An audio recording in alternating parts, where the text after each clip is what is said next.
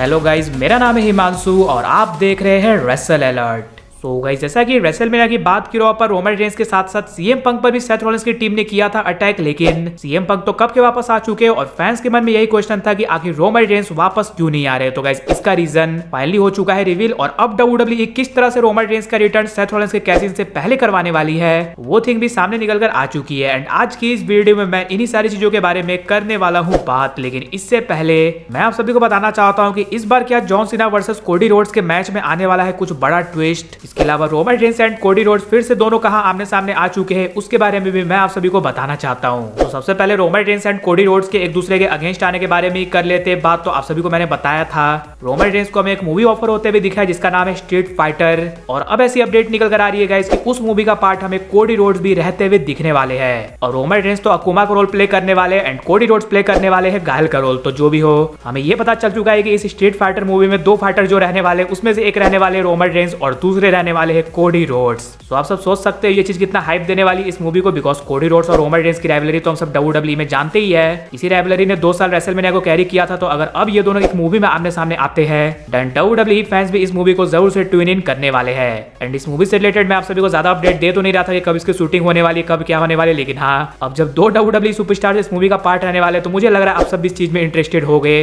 इसलिए क्या मुझे इस मूवी से रिलेटेड रेगुलर अपडेट देनी चाहिए या फिर नहीं, आप सब जरूर से नीचे कॉमेंट्स में बताना।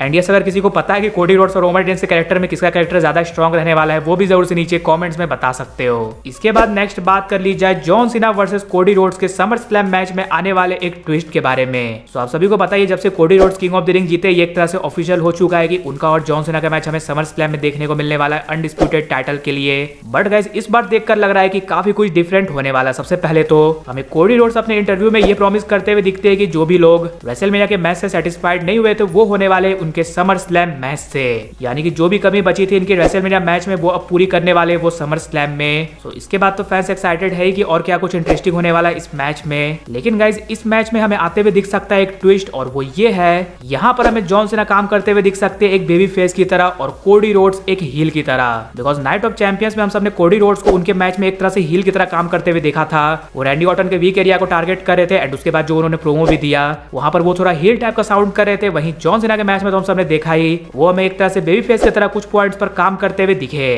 तो क्या पता इस बार कोडी रोड्स और जॉन सीना के मैच में हमें ये देखने को मिले कि जॉन सीना एक बेबी फेस की तरह काम करे और कोडी रोड्स एक हील की तरह। इसलिए अगर ऐसा कुछ होता है तो इस बार इनका मैच बिल्कुल अलग ही होगा रेसलमेनिया से और कुछ यूनिक भी होगा। वैसे आप क्या चाहते हो, John Cena versus Cody Rhodes के मैच में कौन हील की तरह काम करे, कौन बेबी फेस की तरह, वो जरूर से नीचे कमेंट कर बताना। इसके बाद नेक्स्ट बात कर ली जाए रोमन रेंस के एब्सेंस के पीछे रीजन के बारे में एंड किस तरह से वो सेथ रॉलिंस के कैश इन करने से पहले हमें अपना रिटर्न करते हुए दिख सकते हैं। तो सबसे पहले हम रोमन रेंस के एब्सेंस के रीजन के बारे में कर लेते बात। देन हम सभी को डाउट था कि भाई ऐसा क्या हो गया कि रोमन रेंस इतनी दिनों तक डब्ल्यूडब्ल्यूई से गायब चल रहे हैं। लास्ट ईयर आप सभी को पता ही रोमन रेंस के फादर का डेथ हुआ था जिसकी वजह से उनका रिटर्न डिले हो गया था समर स्लैम तक। और इस बार भी गाइस रीजन फैमिली है, लेकिन वो गुड न्यूज है क्योंकि रोमन रेंस ने वेलकम किया है अपने चाइल्ड को इस वर्ल्ड में। यानी कि रोमन रेंस के 5 चिल्ड्रंस तो पहले से थे ही और ये रोमन रेंस का 6th चाइल्ड है। इसलिए अगर रोमन रेंस चाहे तो फ्यूचर में अपना वो खुद के बच्चों का ब्लड लाइन हमें बनाते हुए दिख सकते हैं डब्ल्यूडब्ल्यूई में। इसलिए रोमन रेंस एक तरह से फैमिली को टाइम दे रहे थे और वो हमें डब्ल्यूडब्ल्यूई से लेते हुए दिखे ब्रेक। बट अब बात कर ली जाए उनके रिटर्न प्लान्स के बारे में, तो जब से सेथ रॉलिंस ने मनी इन दी बैंक का कॉन्ट्रैक्ट जीता है हम सब ये एक्सपेक्ट कर रहे हैं जब भी सेथ रॉलिंस अपना money in the bank contract cash in करेंगे देन उन्हें रोमन रेंस कैश इन करने से रोकते हुए दिख सकते हैं। लेकिन जैसा कि देखकर अभी हमें थोड़ा बहुत हिंट मिल रहा है कि सेथ रॉलिंस शायद से अपना कॉन्ट्रैक्ट समर स्लैम से पहले कैश इन नहीं करने वाले।